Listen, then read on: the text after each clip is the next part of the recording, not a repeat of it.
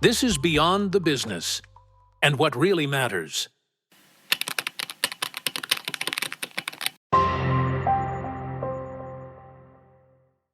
Electricity prices keep rising all over the world.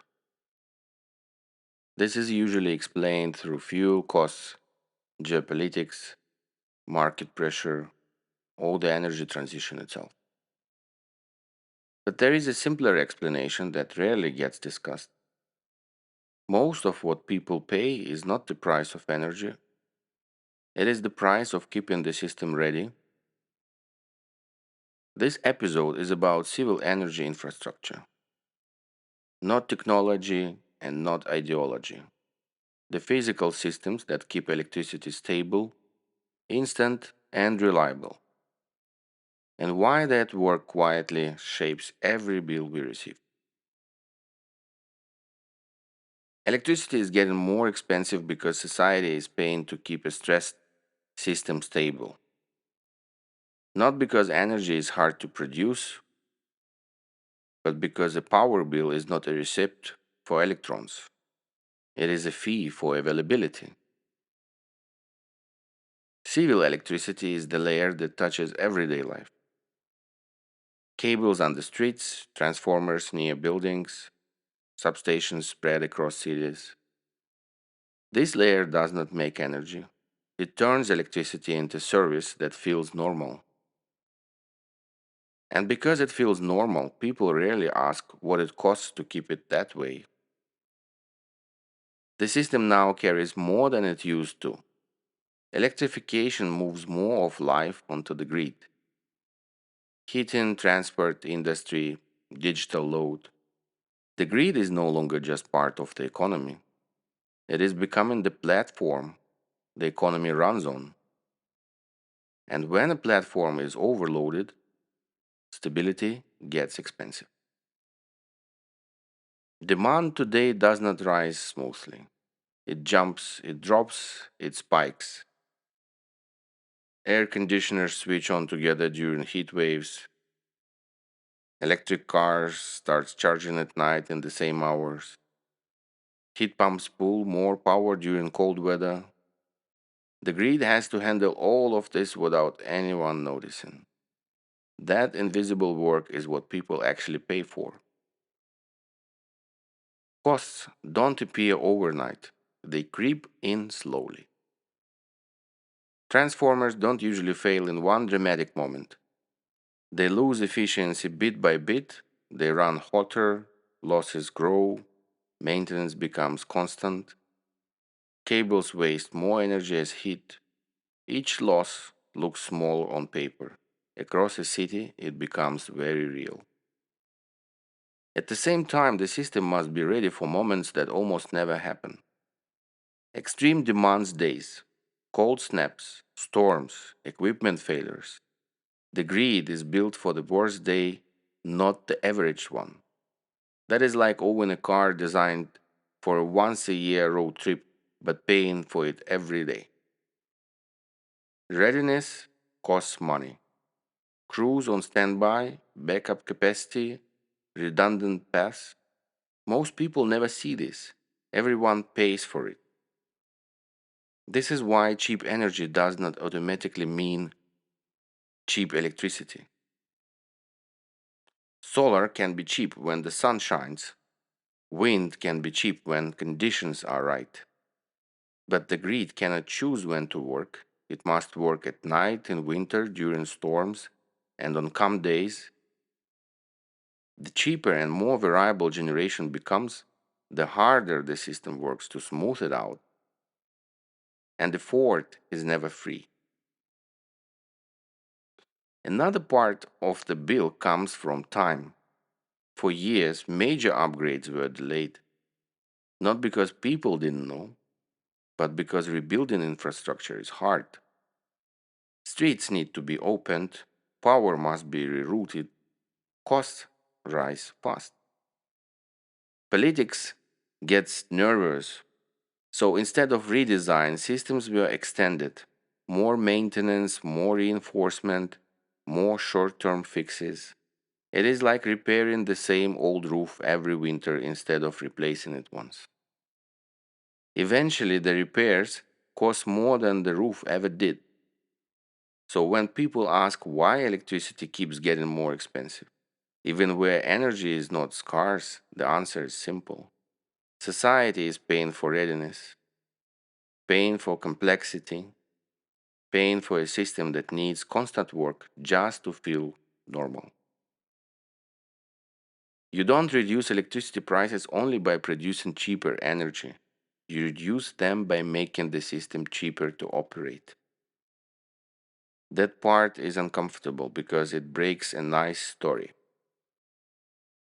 Energy doesn't behave like an app update. You don't install a cheaper version and see the bill drop the next month. Electricity is a service that must be available instantly under any condition without asking questions. As systems grow more complex, stability stops being automatic. It becomes a job. Demand shifts by the hour, weather adds stress.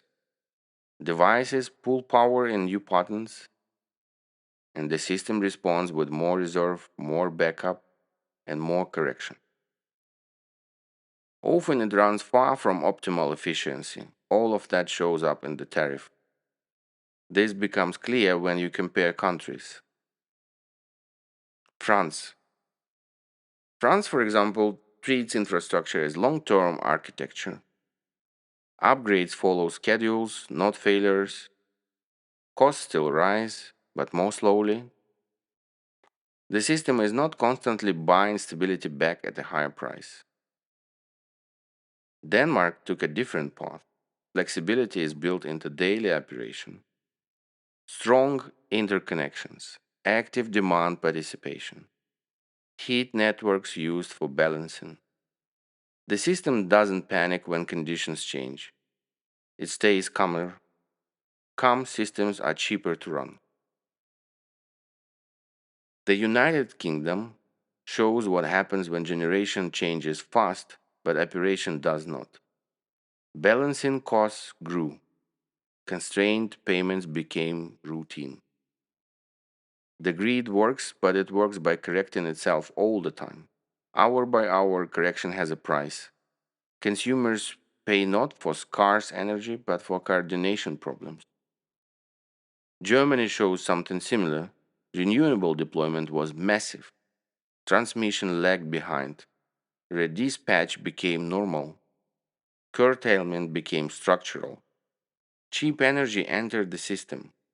Expensive system work followed. Technology moved faster than architecture, and the bill reflects that gap. Across all cases, the pattern is clear.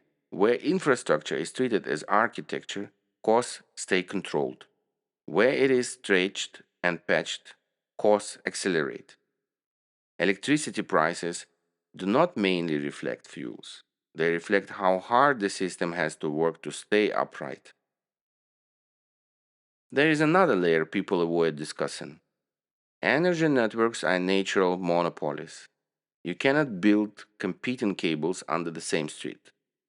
Once private operators control distribution, prices stop reflecting physics and start reflecting power. In the United Kingdom, networks are private. The system learns to optimize for regulation, not long term redesign. Constrained payments and balancing costs become normal business. Consumers pay for constant correction. In the United States, many utilities have guaranteed returns. Regulation protects profitability, expanding the asset base is rewarded, efficiency is secondary. Every upgrade, every delay, every reinforcement ends up in the tariff. Electricity is not scarce, stability is expensive. Weak infrastructure does not make electricity cheaper, it makes it more expensive for fewer benefits. Then cities get reinforced first. Rural regions live longer with aging equipment, higher losses, and slower repairs. People don't get discounts for weaker service. they get higher bills. This is another form of waste. Not wasted electrons, wasted resilience, wasted opportunity. Regions paying more each year for systems that were never redesigned for them. When we talk about energy infrastructure, we usually talk about cables, grids, substations, transformers. We talk about megawatts and tariffs, but the real issue is alignment. The system still treats electricity as something delivered. Society now lives inside it.